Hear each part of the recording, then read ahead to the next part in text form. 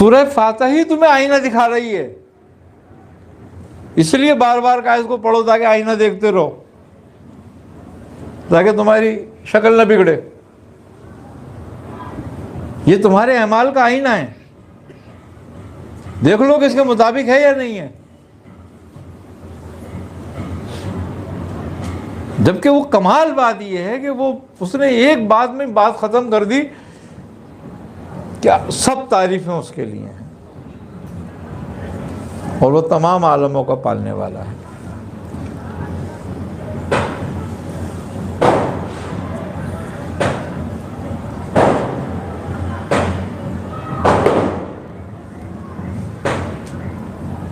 اس کی تعریف ہی اس بات پر ہے کہ وہ تمام مخلوق کو، تمام عالموں کو بلا معاوضہ پال رہا ہے.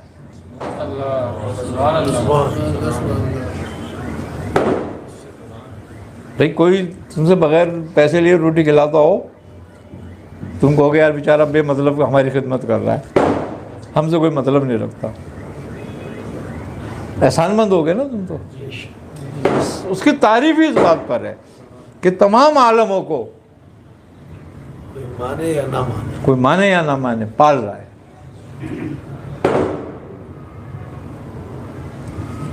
الرحمن الرحیم،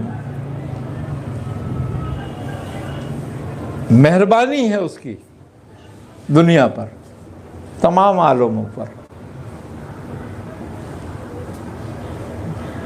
کہ وہ بغیر مانگے مہربان ہے سب پر. کوئی جانتا بھی نہیں کہ کوئی مہربان ہے اور اس پہ مہربان ہے وہ.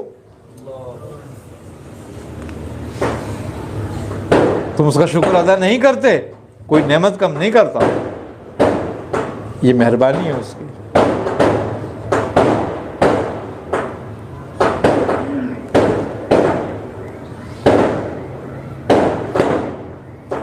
وہ رحیم ہے.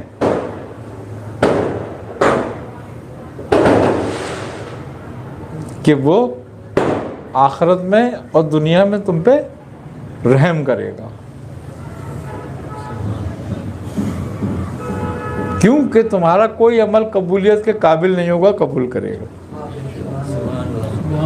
یہ اس کا رحم ہوگا، تم پہ رحم کرے گا. اور اس کا رحم ہر حال ہر دم ہے کہ اس کے رحم سے چل پھر رہے ہو، ورنہ تم چلنے پھرنے کے قابل نہیں ہو دنیا میں. پھر کہتا ہے مالک یوم الدین، یا قاضی یوم الدین. مالک یوم الدین، اس دن کا مالک ہے. یہ صفت مالکیت کی بڑی کمال ہے اس کی، کہ وہ رحم مہربان بھی ہے، رحم کرنے والا. ایسا مالک ہے جو رحمان بھی ہے اور رحم کرنے والا بھی ہے. وہ مالک ہے اس دن کا.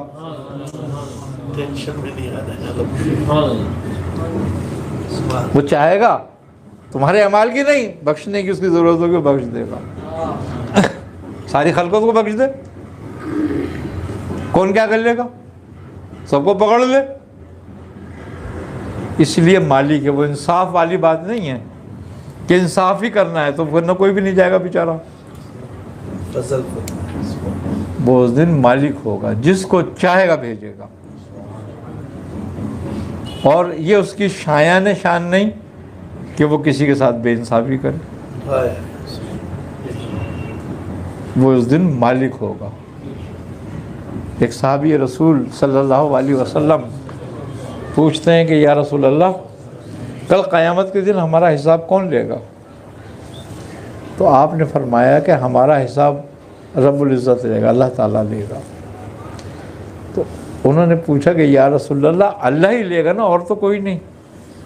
انہوں نے کہا نہیں، ہمارا حساب رسول خدا صلی اللہ علیہ وسلم فرمایا اللہ ہی لے گا.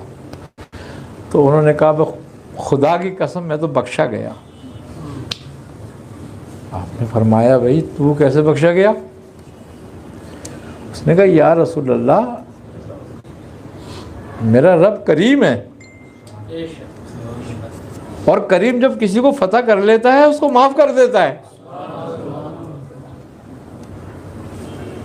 تو اس دن تو میں مفتوح ہوں گا، وہ فاتح ہوگا تو اس دن تو وہ مجھے معاف کر دے گا۔ اور یہ کہہ کے وہ چلے گئے، آپ رسول خدا گیا۔ صحابہ کرام نے پوچھا یا رسول اللہ یہ کیسے بخشا گیا؟ آپ نے فرمایا کہ اس نے اپنے رب کو پہچان لیا۔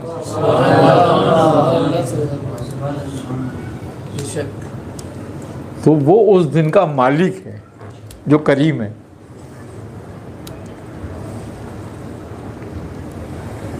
اب اس نے یہ ساری باتیں تم سے کر دیں، یہ تمام کے تمام توحید ہے تاکہ تمہیں حوصلہ ہو جائے۔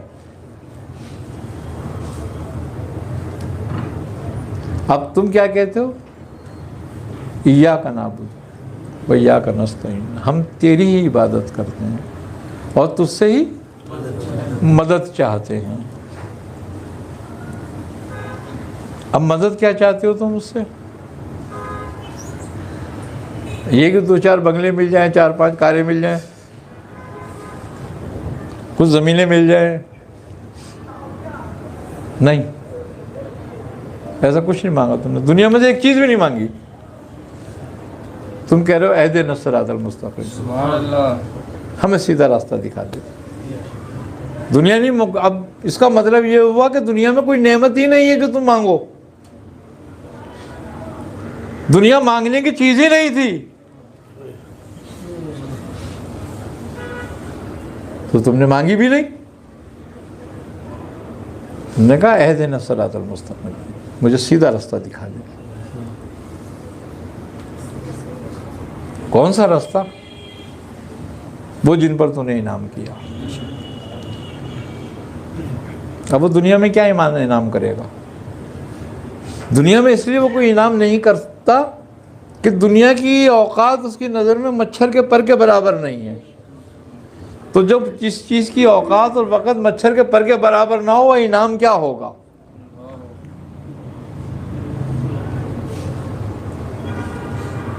دنیا کی حقیقت یہ ہے کہ تم جو چیز سب سے زیادہ مشروب میں تمہیں پسند ہے وہ شہد ہے۔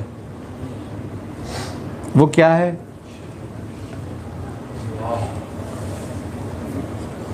کیا ہے وہ؟ ہے پروسیس ہوا ہوا ہے نا؟ یہ تمہارا بہترین مشروب ہے دنیا کا، جس میں لوگوں کے لیے شفا رکھی۔ یعنی کہ تمہاری حقیقت یہ ہے کہ تمہاری شفا کس چیز میں؟ لوگوں کی۔ لیکن کیا کہتا ہے کہ وَنَزَّلَ مِنَ الْقُرْآنِ مَا هُوَ شِفَاءٌ وَرَحْمَةٌ لِّلْمُؤْمِنِينَ۔ مومنوں کی شفا کہاں ہے اور لوگوں کی شفا کہاں ہے؟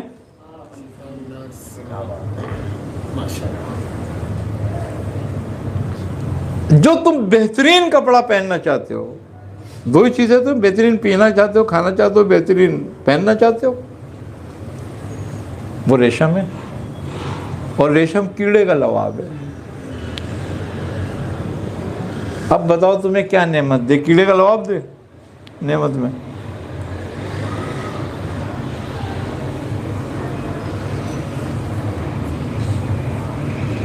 تو نعمت کہاں ہے؟ کس جگہ پر ہے نعمت؟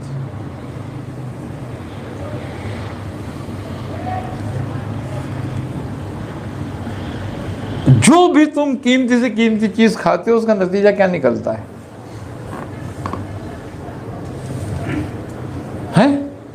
فضلے کی صورت میں، جس کو تم خود بھی ناک بند کر لیتے ہو۔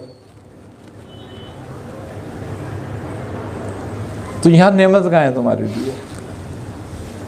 اس لیے دنیا مانگی نہیں، اس میں کہا اہدنا الصراط المستقیم، ہمیں سیدھا راستہ دکھا۔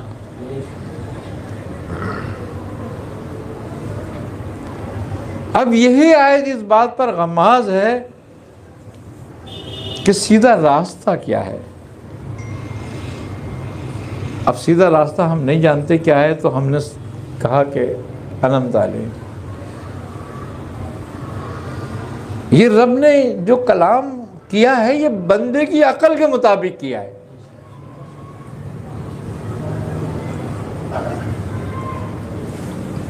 بندہ عقل کے تحت کہہ رہا ہے کہ وہ راستہ جن پر انعام کیا تو نے. ابھی بندے کو یہ بھی نہیں پتا کہ انعام کیا ہے، مگر یہ کہہ رہا ہے ان کا راستہ دکھا جن پر تو نے انعام کیا. ورنہ بندہ تو یہی سارا انعام چاہتا ہے نا، انعام تو یہی دیکھ رہا ہے یہاں پہ انعام کیا ہے. کہ انعام تو یا تو زرداری پہ کیا ہوا ہے، نواز شریف پہ کیا ہوا ہے، ان لوگوں پہ کیا، بڑے بڑے لوگوں پہ کیا ہوا ہے. انعام تو یہی ہے نا.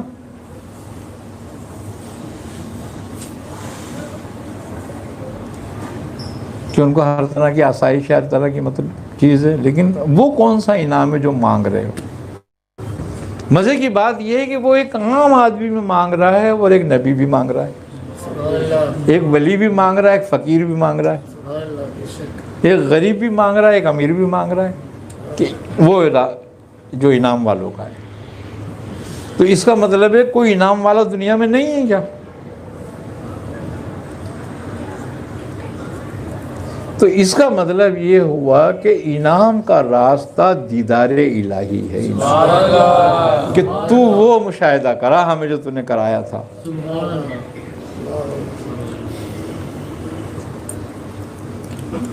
اب رسول خدا زمین پر بحیثیت لبادہ بشر ہیں، سمجھنا، وہ بھی اسی انعام کو کہہ رہے ہیں جو وہاں دیدار کرایا تھا وہ یہاں کرا. تو اصل انعام ہے دیدار الہی. جنت میں کوئی چیز نعمت نہیں ہوگی اس وقت تک جب تک کہ دیدار الہی نہیں ہو جائے گا. وہاں جنتیوں کو اللہ تعالیٰ اپنا دیدار کرائے گا نا. اصل نعمت جنت کی کیا ہے؟ دیدار الہی ہے. تو جو لوگ مشاہد ہوئے وہ جنت کے طلبگار نہیں ہے، جنت ان کی طلبگار ہے.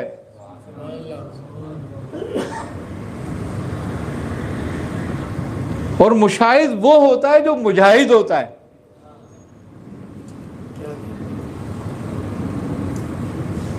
میدان سے بھاگا ہوا مجاہد نہیں ہوتا. جو میدان سے بھاگ جاتا ہے اس کو کیا کہتے ہیں؟ بھگوڑا. تو ساری قوم بھگوڑی ہوئی ہے، تو مجاہد کون ہوگا؟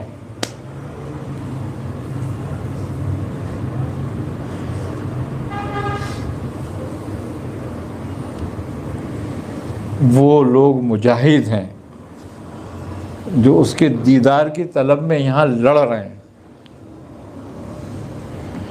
لوگوں سے نہیں لڑ رہے، اپنے نفس سے لڑ رہے ہیں.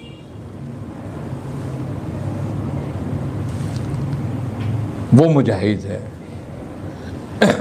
وہ کہتا ہے کہ یہ ظالم بھی ہے اور یہ جاہل بھی ہے.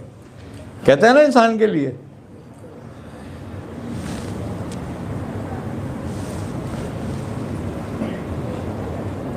اب یہ بات وعید ہے یا تعریف ہے؟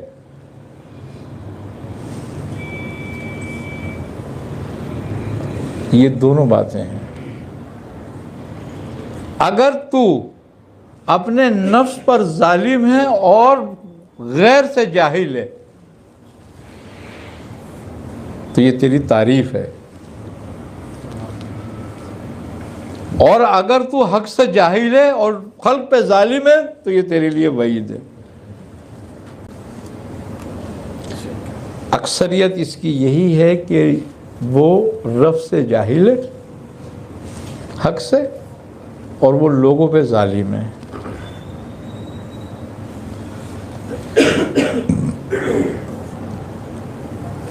اور انہی لوگوں کے لیے کہا ہے کہ ثم رددناہ اسفل السافلین. یہ وہ لوگ ہیں جو اپنے اعمال میں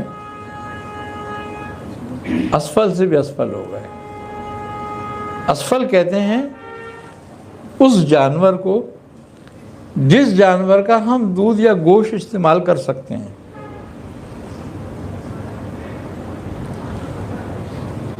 اور سافل وہ ہے، اسفل السافل، جو حرام جانور ہیں، جو درندے ہیں.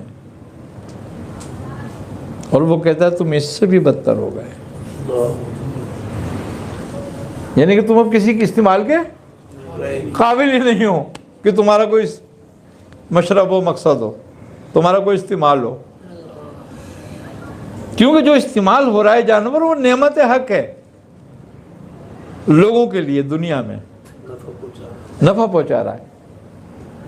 یہ تو نفع پہنچانے کے قابل بھی نہیں رہا.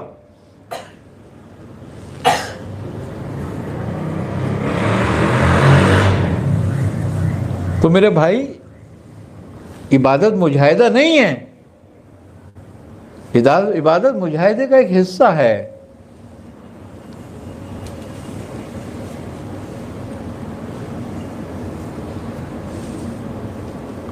اولیاء اللہ یہی نماز پڑھتے ہیں، کوئی اور سے پڑھتے ہیں؟ بھائی 5 وقت ہی جاتے ہیں نا مسجد میں، 5 وقت کی نماز پڑھتے ہیں، گھر میں پڑھیں مسجد جا کے پڑھیں. یہی حج کرتے ہیں، یہی روزہ رکھتے ہیں، اسی دین پر عمل کرتے ہیں، اور وہ باہر سے کیا لا کے کرتے ہیں؟ تو پھر اولیاء کیسے ہو جاتے ہیں؟ ہم کیوں نہیں ہو جاتے؟ وہ کیوں ہو جاتے ہیں؟ اپنے اخلاص کی وجہ سے، اس مجاہدے کی وجہ سے.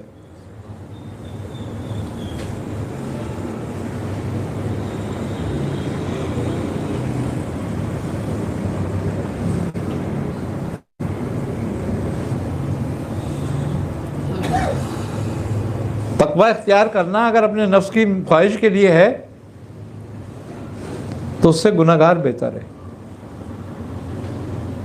کیوں بہتر ہے؟ کہ وہ متقی کبھی بھی تائب نہیں ہوگا اپنی حرکت سے، وہ گناہگار کبھی بھی تائب ہو جائے گا. اس کو ہمیشہ ایک خوف رہے گا میں گناہ کر رہا ہوں. اور متقی کو تو شوق ہوگا. اور خوبی کی بات یہ کہ شیطان عبادت میں خلل کبھی نہیں ڈالتا کسی کی بھی. جب بندہ مجاہد بن کر عبادت کرنے آتا ہے نا، تو وہ کہتا ہے کہ یہ ہے مجھے دھوکہ دے رہا ہے، یہ میرے جال سے باہر آ رہا ہے، اس کو پکڑو. اور جو اپنے نفس کی خواہش کے لیے نمازی بنا ہوا ہے، اپنے نفس کی خواہش کے لیے متقی ہو گیا ہے، اپنے نفس کی خواہش کے لیے وہ عابد اور زاہد بنا ہوا ہے، وہ تو کہتا ہے یہ تو پہلے ہی گمراہ ہے، اس کو کیا کروں گمراہ کر کے، اس کو اور لگا رہنے دو. بلکہ اور تعریف کرتا ہے اس کی عبادت کی، کیا کمال بات کر رہا ہے تو، اور لوگ بہت اچھا سمجھ رہے ہیں، تو یہ جانتے ہیں کہ بھائی تو عبادت کرنے والا ہے، زیادہ کر. اور اس کے دل میں اور خواہش پیدا ہوتی ہے کہ اور لوگ جانتے ہیں.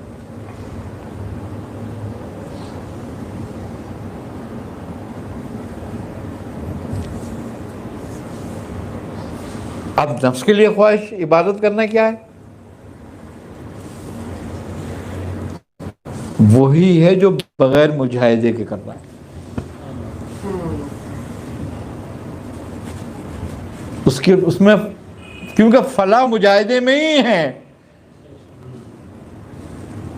اگر مجاہدہ نہیں ہے تو فلاح بھی نہیں ہے.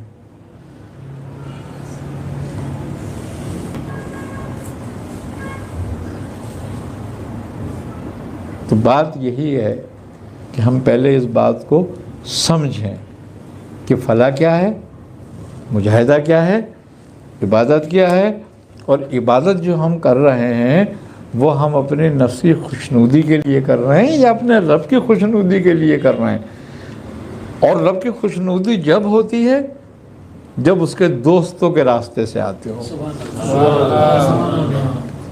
کیونکہ تم مانگ کیا رہے ہو؟ کہ وہ راستہ جن پر تم نے انعام کیا، وہ راستہ دکھا. تو وہ راستہ تو مجاہدے کا ہے اور تم اس سے آ نہیں رہے ہو. تو اس کا مطلب ہے تم اپنی نفس کی خواہش کے مطابق آنا چاہتے ہو. اور جب اپنی نفس کی خواہش کے مطابق آنا چاہتے ہو تو ابلیس بھی تو اسی پہ تو آیا تھا، اس لیے مغضوب ہو گیا. اب جو وہ راستہ اختیار کرے گا وہ مغضوب ہو جائے گا، کیونکہ راہ دو ہی ہیں، تیسری نہیں ہے، کہ درمیان کا کوئی راستہ نہیں موجود.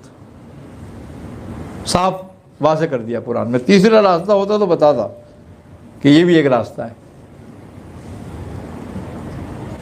اس لیے اب تیسرا راستہ نہیں ہے کوئی بھی. اس لیے ہے کہ نفع و نقصان کی بات مت کر، حق اور باطل کی بات کر۔ خواہش اور ضرورت میں ضرورت کو چن، مطلب اور مقصد میں مقصد کو چن۔